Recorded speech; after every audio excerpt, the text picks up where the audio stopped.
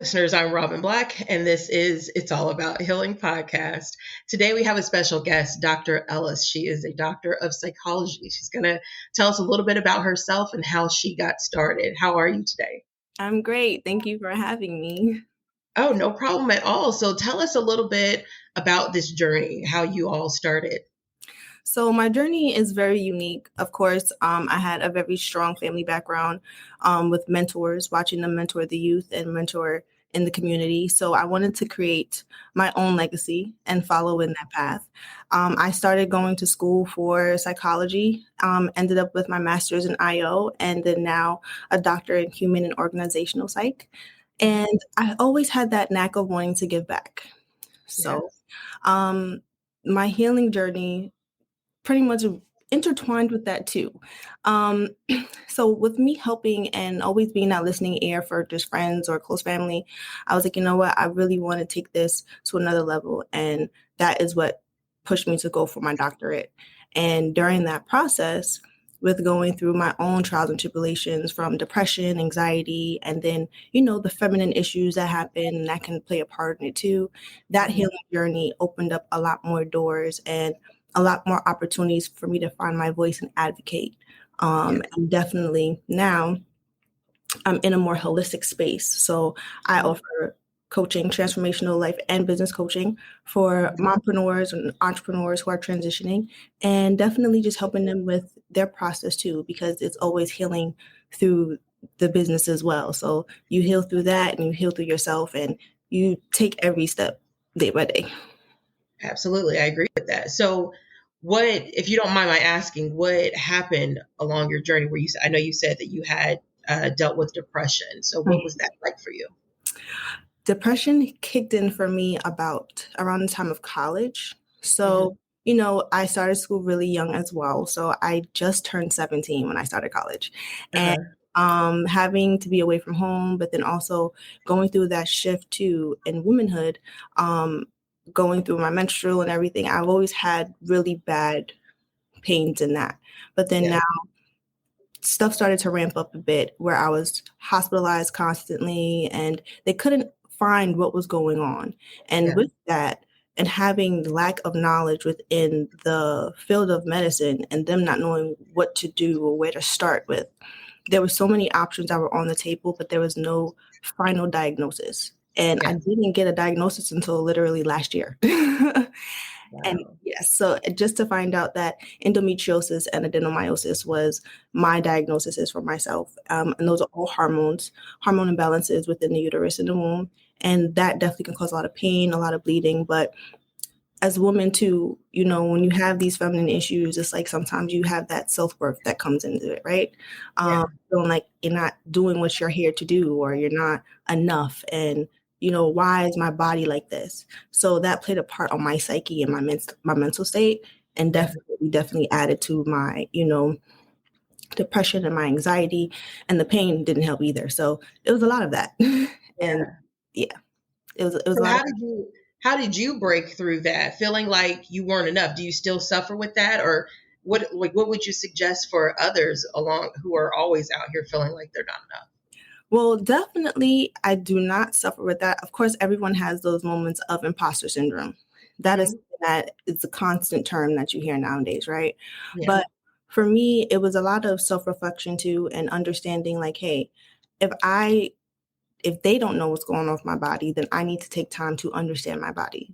And that Yeah. means I need to take time to listen to my body. So that required me, removing all the medications that I was on, but then also shifting to more foods and healthy ways to sustain myself instead of the pain medication. So definitely a lot of meditation, a lot of relaxation methods on top of it too. I did shift at one point from going on heavy medication.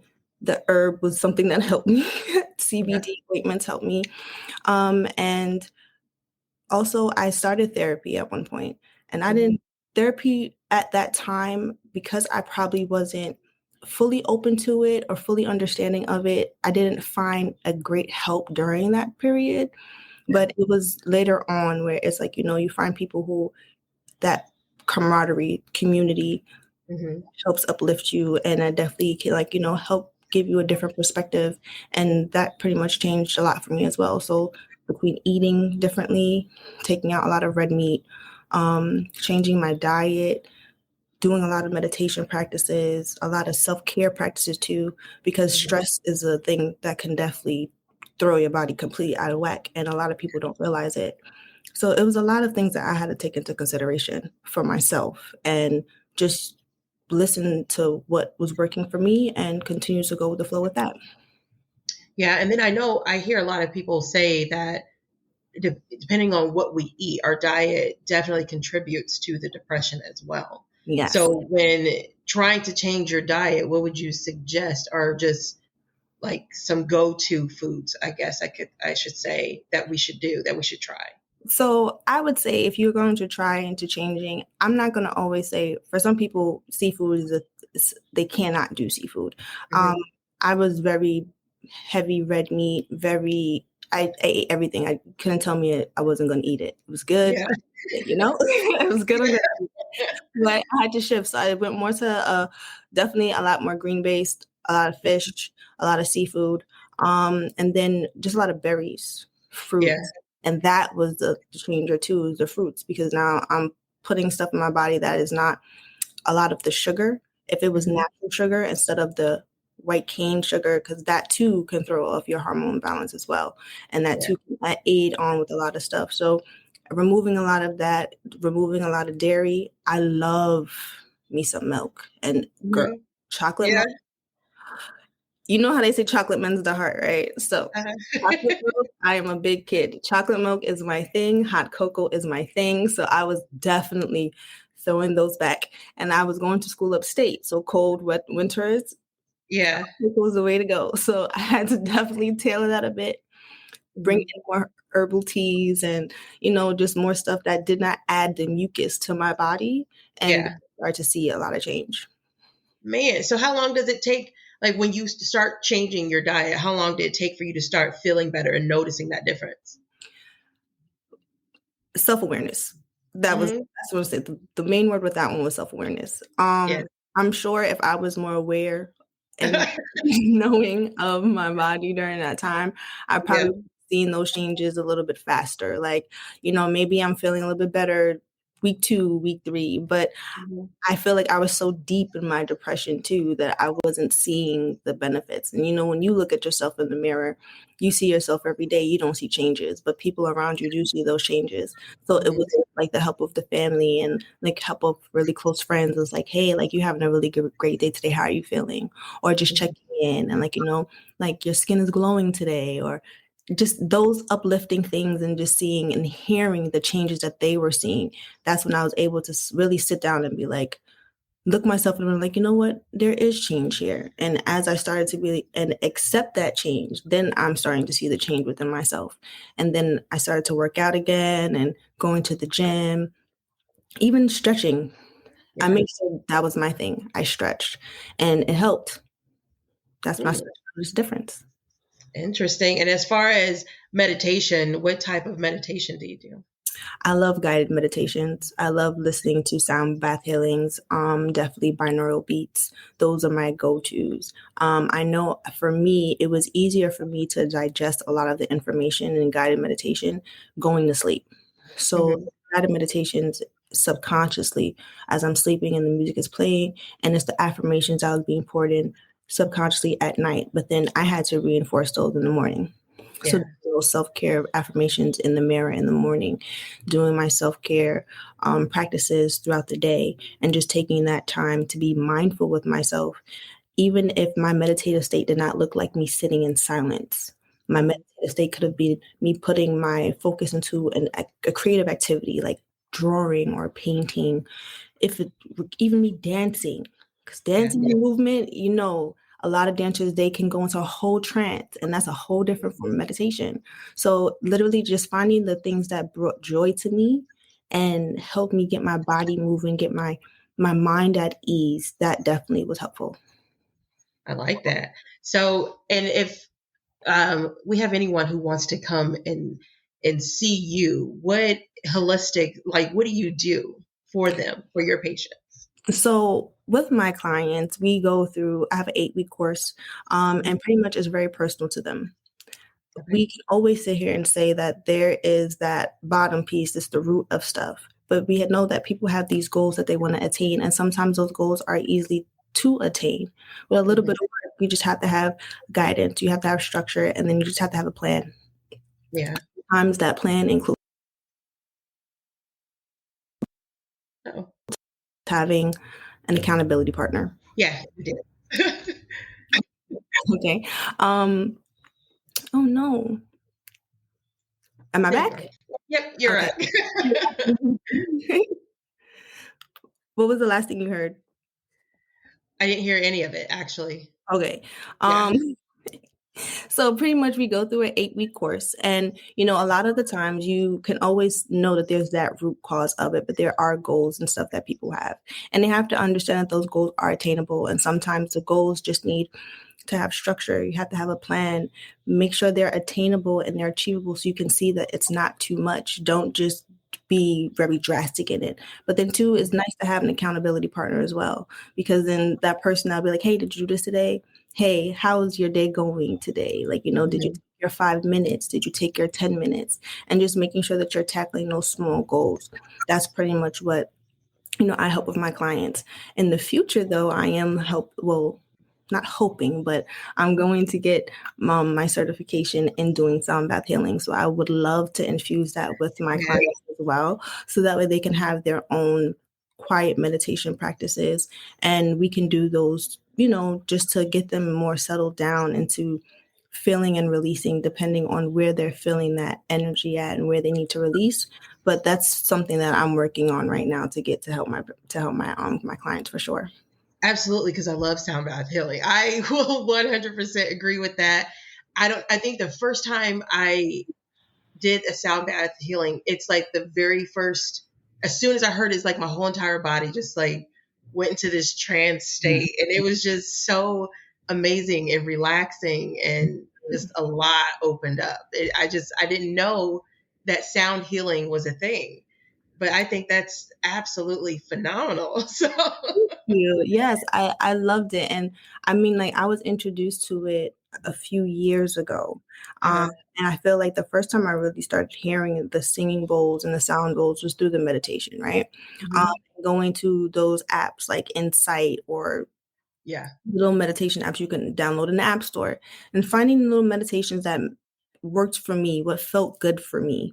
And Yeah. then from there, I had an experience with a couple of classes and being there with the sound bowls and Mhm. feeling that energy, which is like a whole nother elevation, Yeah. like it's one thing to hear it on the phone, it's Yeah. another to be right by the bowl, right? Yes, absolutely.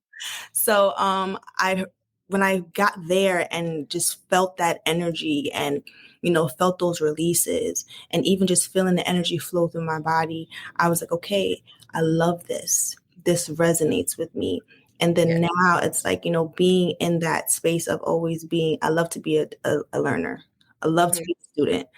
So being in that space where I always want to learn is like now I want to expand on my practices where I'm getting into the practitioner suit. So then now I don't have to go to a class to go get my sound bath healing. If I'm having an off day, I can go upstairs and go sound bath myself, Yeah.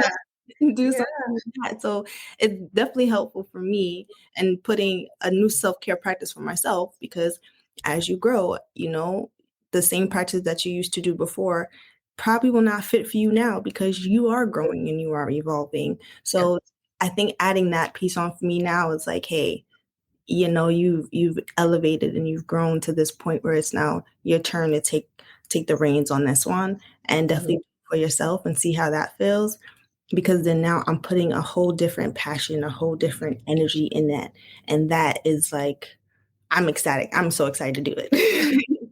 I'm excited too. I'm excited as well because I love it. I'm like, so where are you located? Oh my gosh, I'm sorry. I'm in New York. I'm You're in New currently York. Okay. Okay. in New York right now. My clients, we meet virtually. I mean, everything has become easier virtual now because of the Yes. pandemic and stuff. So I do virtual.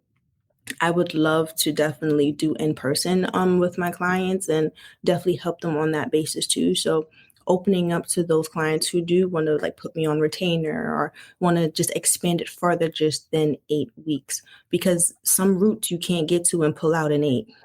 Absolutely. If you want to continue to self-improve and do your personal development, that is always it's an ongoing journey. Healing is ongoing. Yes. Yes, it is. So, being able to be a part of my client's journey during that time and Mhm. being that that grounding force, having that person that they can rely on for that. That's definitely where I'm leaning towards. So I'm open for that new experience too, especially when them sound bowls hit. I'm Yes. gonna be in it. If you need it, I'm here. I'll, Yeah. I'll travel. So do you have more? So the only program that you have is the 8 week program. Do you have anything other than that, or Right now it's the 8 weeks. I really feel like because I do one-on-ones, so it's okay, not a group setting. I do one-on-ones, so we'll do one-on-ones with 8 weeks. But then if they do want longer, then we do a retainer and we do extend. So that's okay, always an option. It's not just limited to 8 weeks, but because you do have people with crazy schedules, like moms, new moms. Oh my goodness, I have a yeah, 2 year. yeah, Once he comes in, the energy is just all over the place. yeah, To her at that moment. yeah, So with that, it's like, okay, keeping in mind people's busy schedules, keeping in mind that they have families. So being able to help and assist my client and fit the best needs for them is definitely where I'm going and where I'm at. So okay, 8 weeks may not be for everybody, and that's totally okay because we can make it fit for you. yeah. Mhm. And then how long is each session? Each session is an hour long. So Okay, we have a whole structure. There's different books and readings that we'll do, different activities. There's homework, of course, that you go when you do your homework and self-reflect. And of course, journal entries. I'm big on journaling. hmm, Love me a good journal girl. So yeah, and those journal activities are definitely something that they can do for themselves. They do not have to share. It's something for them to express themselves. But if they do want to share and you want to have that expression outwardly, and that's yeah, another level of your healing. If you're comfortable in that space, then I hold that space and I'm totally there for it because the healing is the main thing. And I want to make sure that all my clients are feeling fulfilled when they leave. And do you ever have, or do you ever struggle with some people who don't really want to open up and their energy is just like closed off? How do you get them to open It takes time. up? Yeah. You have to do with patience. Everyone has their own pace and their own speed. So Mhm. with clients who are a little bit resistant, sometimes it works with just rewording a question or maybe even changing a question to something that's a little bit lighter, but then they can find that correlation. So that way then they're able to be like, I can see how that connects. And then they can do that inner work if they want to do that journal. And too, if you don't want to talk about it at this time, you want to put it in your journal and you're able to express it out there. Mhm. I'll give you a journal prompt for it. Take that question, and now that's your journal prompt, and you write it out where you're comfortable. And when you come back to me, you don't have to tell me everything you wrote, but definitely just tell me the biggest part you took from it. What was your reflection? Where do you see that you were at? Where do you see you want to go? Where do you see you have progressed? Absolutely. I mean, And what do you have to tell listeners now? Just like what's a piece of advice that you have for them? A recommendation? a recommendation. Oh, there's so many. Yeah, but I would say one recommendation I have is to understand and to know that it is okay to not be okay all the time. And it is okay to ask for help and need support, and that every process is not the same. So Mhm. comparing yourself to another person's process, their process may not be yours. How fast they may have gotten through something may not be how fast you've gotten through something, or maybe you fly through it faster than they do. But literally, go at your pace, know and start to understand more of your body, and definitely be open to healing because healing can unlock so many amazing things that your your mind couldn't fathom. Never know, it Yeah. might be a new talent. Yeah. But what would you suggest for your clients who are having suicidal thoughts? heavy, heavy Mhm. stuff. Being that I've been in that space before, Mhm. it's very hard to reach someone when they feel in that space. I feel like the best thing that during that time, I just needed to have someone who was there to listen instead Mhm. of being like, what I felt was the off-putting is when, not a lot of friends know how to handle it. So sometimes that, well, your life is not that bad, or there's someone else out there that's worse than it. You don't want to hear that. But Mhm. it's just being able to be like, I know this is the space that you're in and it's okay, but I don't want you to be there because we want you here. Yeah. So we need to definitely find out if it's a matter of you crying on the phone or you Mhm. release those energies that you feel like you can't release. This is a safe space for you to do so. Yeah. And it's allowing them to be able to do that. Sometimes that's really what they need. Mhm. And would you, if there's certain clients that say, well, I really just want to be left alone, but they constantly keep saying that that's something that they want to do, what would you suggest in that sense? Should they be left alone, or is that the time when we should definitely be around them? It's very tricky because you don't want to have a push or a pull situation. You don't want them to pull away and then you don't know what's going on, but you don't want to push them over the edge either. So, literally, it's a matter of just taking the space, but then definitely finding more help. There's a difference between a coach and a difference between a therapist. And sometimes it's recognizing that they do probably need a little bit more extra than just someone coaching them through something. They probably need someone to really walk them through those steps and Mhm. take those times, and someone specifically on suicidal prevention because their expertise range differently from Yeah. mine. And knowing that, hey, I can't help you in this space, but I'm here to find you the resources you need, and we're going to make sure that you have everything that you need there. And knowing that they can find that and be comfortable with that too. Yeah. And what about for the clientele who are feeling lonely? They don't really feel that they have anyone to speak to, or maybe they don't have anyone to speak to. What do you suggest for them?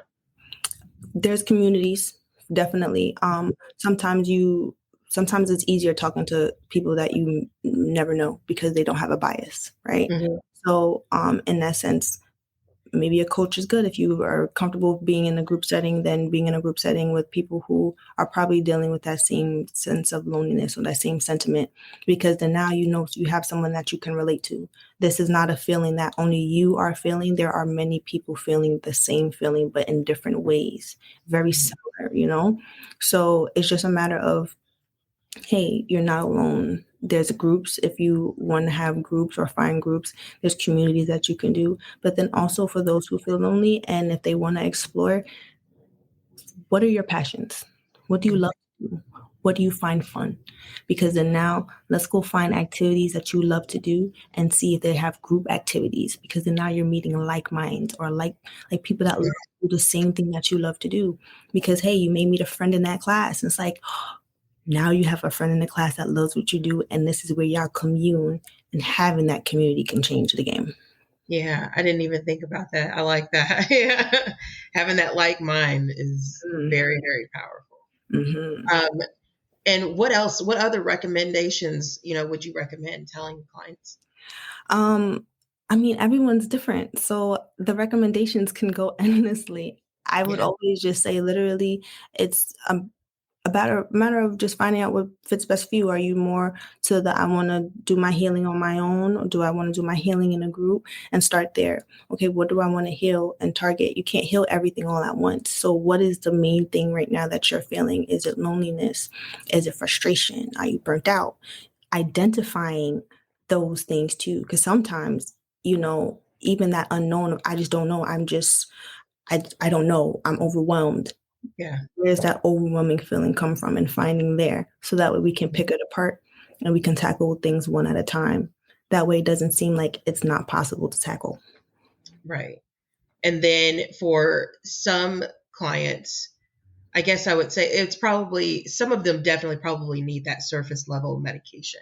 Hmm. But is that what you are you doing more of the holistic where I help you, I teach you how to eat certain things where that way you can kind of come off of the medication, or where do you stand with that? Well, with that specifically, because I focus just specifically on the transformational part, I do have some amazing partners that are like beautiful people, amazing people with specific niches. So if you are trying to do something as far as, changing your diet, a lot of times too, that's you finding a great nutritionist who can definitely find out where your levels may be lacking, and they will have the expertise for that. But for me, it will be finding you those resources to connect you with, so that you have someone that you can trust, but you can also be like, hey, I feel comfortable going here, and then getting that information from them, because I may not have all the answers. What worked for me may not work for them, but I want to be sure that I'm able to connect them with someone that can definitely provide them with what they need specifically for themselves. Gotcha. I like that. So if anyone Mhm. would like to come and see you, how do they get a hold of you? Well, you can go on my website, thesoundofbusiness.com, and literally it's thesoundofbusiness.org, thesoundofbusiness.org. And you can book a call there. And I do have a Calendly as well. My Instagram, people can find me on my Instagram at always underscore Dr. Tori with two I's. So ALWAYS underscore DRTORII. And you can look in my bio there and see the link as well. You can book an initial call, see if we are a great fit. And if we are, we can move on from there and start with your transformation. Thank you so much. It was definitely a pleasure having you on. Is there anything else that you wanted to add? I just want to say thank you for this platform, because girl, you're doing it. Okay. Robin, you're doing it. This is a platform that is definitely needed. I thank you for holding the space for the conversation. It all starts with a conversation, and the work that you're doing is touching so many people. So thank you for the space that you hold. Thank you for the platform that you created. Thank you for the voices that you bring on here. And thank you for having me on here to spend time with you. Because girl, this is fun. Thank you so much. I greatly, greatly appreciate that. We'll definitely have to collab more, down the line. Definitely. Always, always. Call me It's like down. always email me or call me anytime. But thank you so much Yes. again, everyone. This is Dr. Ellis, and everyone stay blessed. Again, I'm your host, Robin Black, and this is It's All About Healing podcast. If you're navigating grief, toxic relationships, trauma, financial pressure, or the slow work of rebuilding after setback piled upon setback, this channel is for you. Our community now spans 118 countries, proof that real stories travel and that healing accelerates when we carry one another. Share your story, lend your voice, and let grace turn pain into purpose. Book your podcast in the link below and share your story. Be sure to like and subscribe, and don't forget to hit that notification bell. Wherever you are in the world, good morning, good evening, and good night. Stay blessed.